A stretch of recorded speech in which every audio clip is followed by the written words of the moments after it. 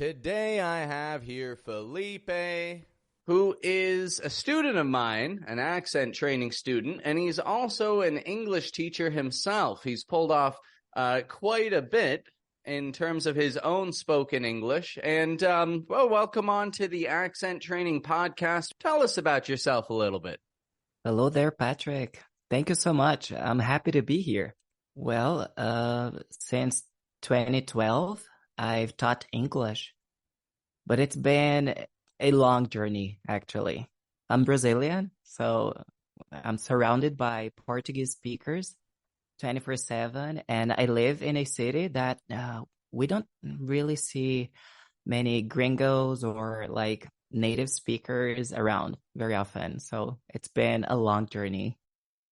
So, being a Brazilian who had, like you say, you didn't have a lot of English schools popping up in your neighborhood, I suppose, or at least not a lot of native English speakers passing through. How did you go about learning the English language? Because I'm sure our listeners would agree with me that you speak very clearly.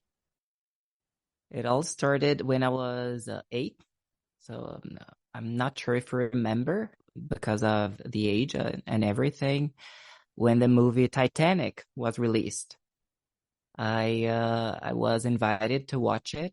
So the whole family was gathered around the TV, and the year was 1997. I just dated myself here. So the thing is, the movie it was not dubbed. So I was used to watching dubbed movies, but this one, I would have to listen to the original audio. And obviously I would have the subtitles, but considering I was just a kid, I wouldn't be able to read the subtitles. So all I had to rely on was body language, facial expressions, and obviously the audio. So that's when when I actually realized that I liked English. And as a matter of fact, the very first word I learned in English by myself, was in that movie. Oh, what word was that? Please. Please. Exactly. Oh, that's a good place to start. It's like this scene where Rose and Jack inside the ship and they're trying to go up. And they're trapped behind a door.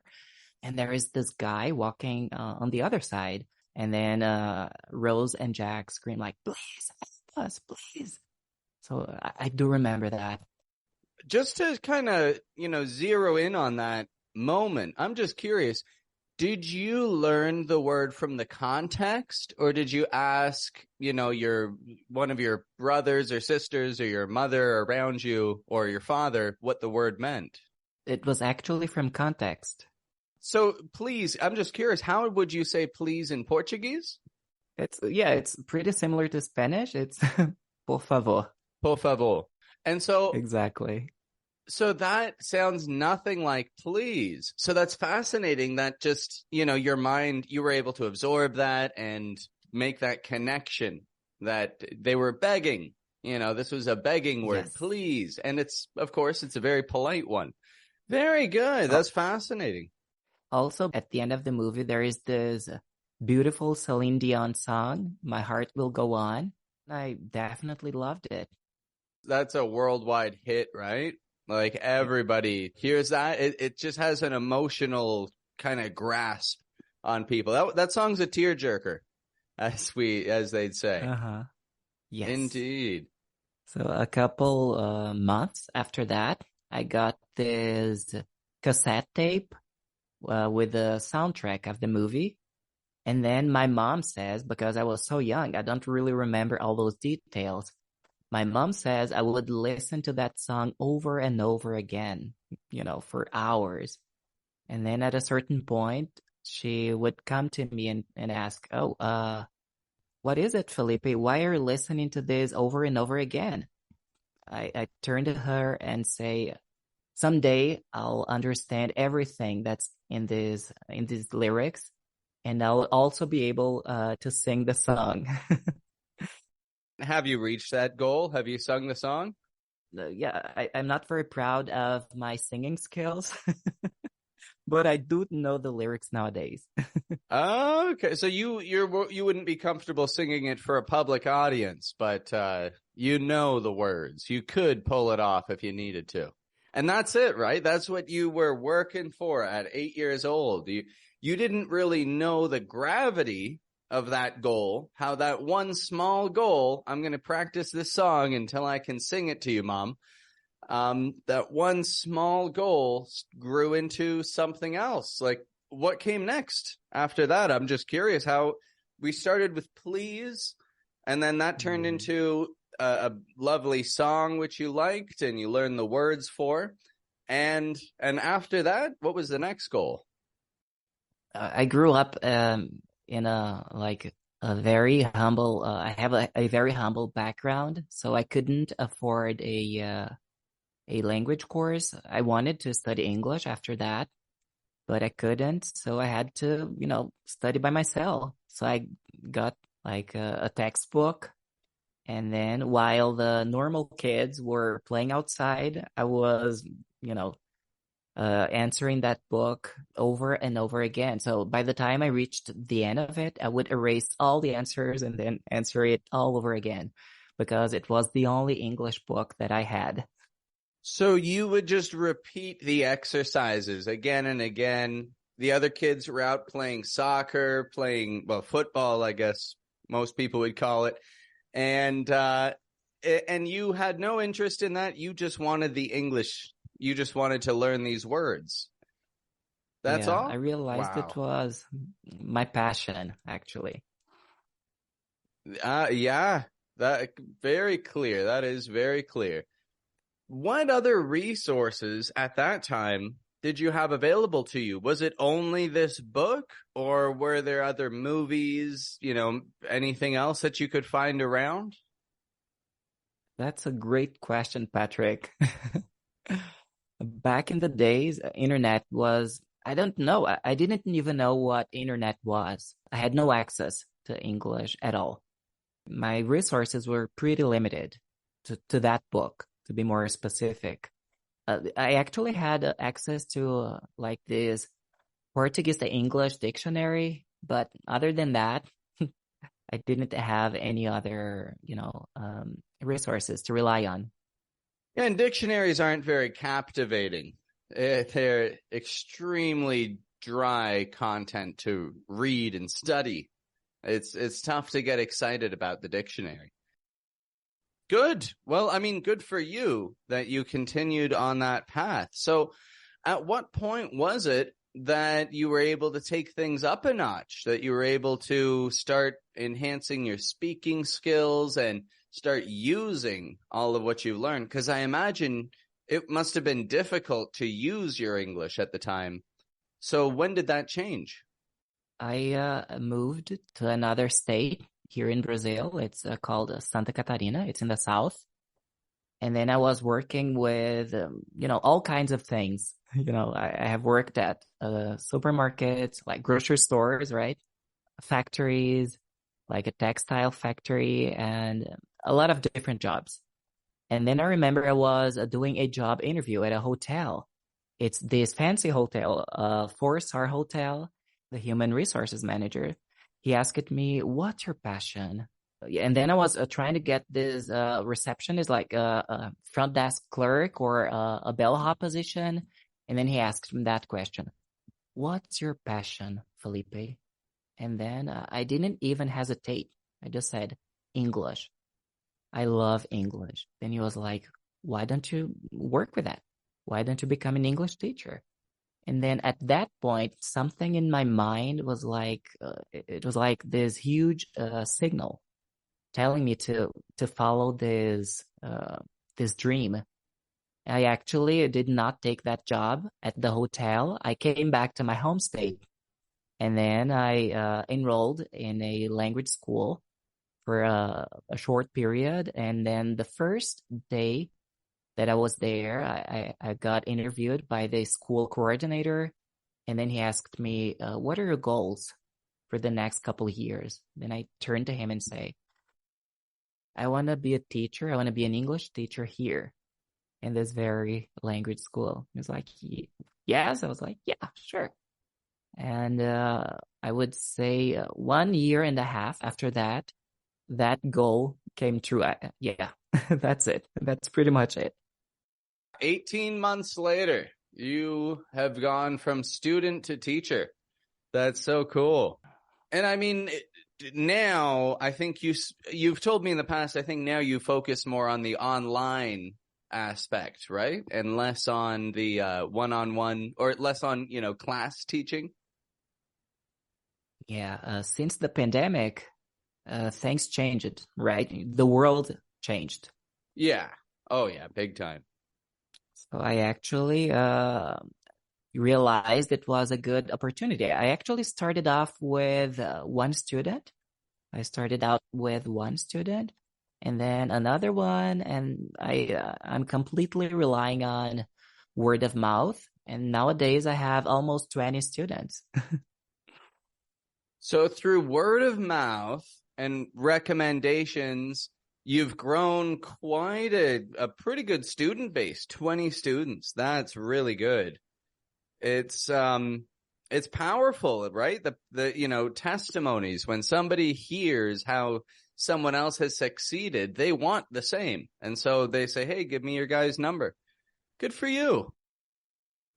How did your experience as a self-taught English learner shape your teaching methods and approaches? Like, do you think that you have a different approach from the other teachers that you used to work with, your old colleagues? Well, looking back, I would always be a bit more like demanding. I would ask my students to pronounce words correctly. I would ask them to take to run that extra mile. So you'd hold them up to the standard that you hold yourself in order for them to see the results that you've seen for yourself.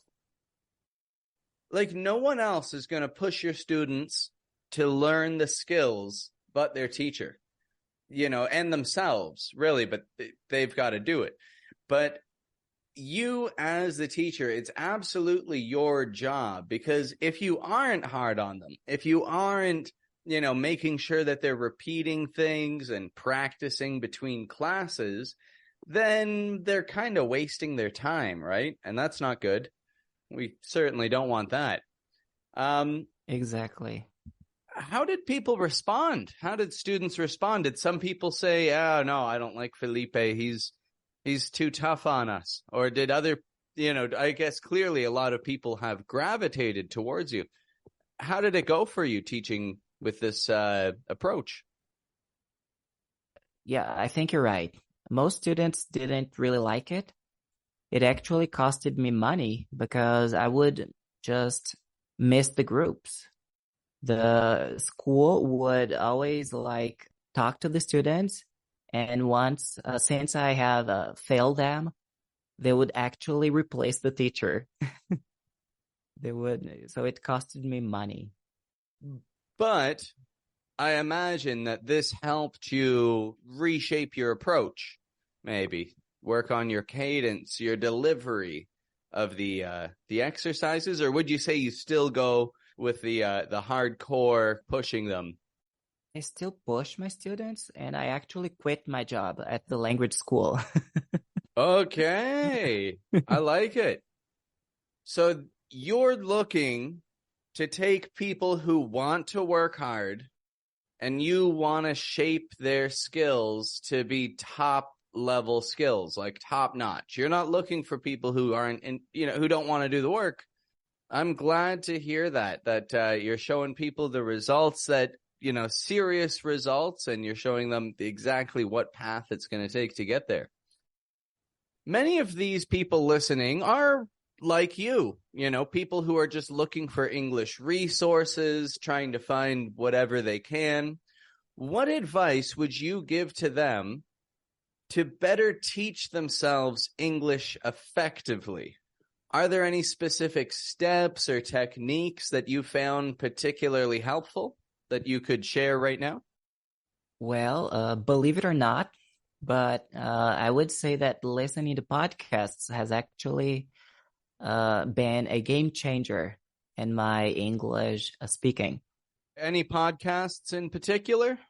Well, yours is one of the podcasts that I always listen to.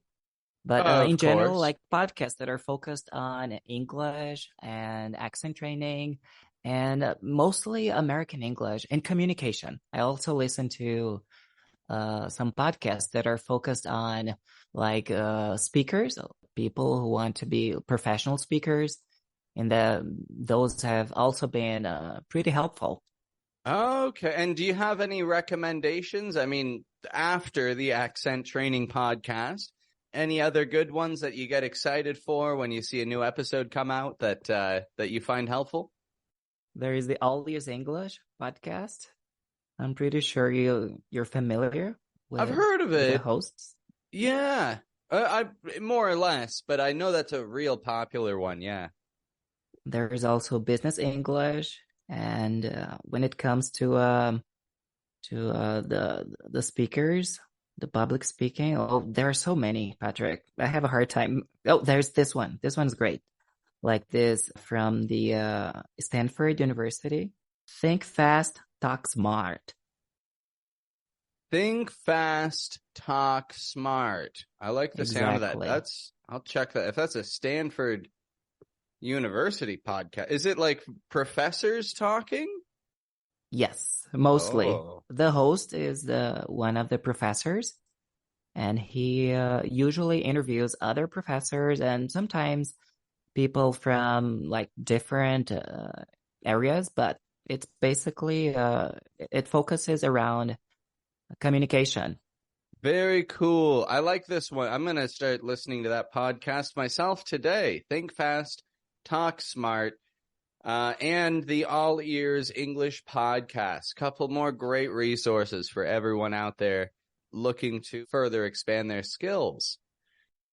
Do you have any final thoughts or any pieces of advice that you'd like to, wrap things up with? Something that people can take away from this thinking about? I would say that your listeners, you guys, you that you don't have English as your first language, maybe you don't have the opportunity, or maybe it's not the right time for you to live or to visit a country which has English as its first language. It's not, don't make this obstacle stop you from learning English. You can actually implement some daily habits, some actions that can help you develop that skills, that listening and speaking skill set that you need to achieve your dream to speak English.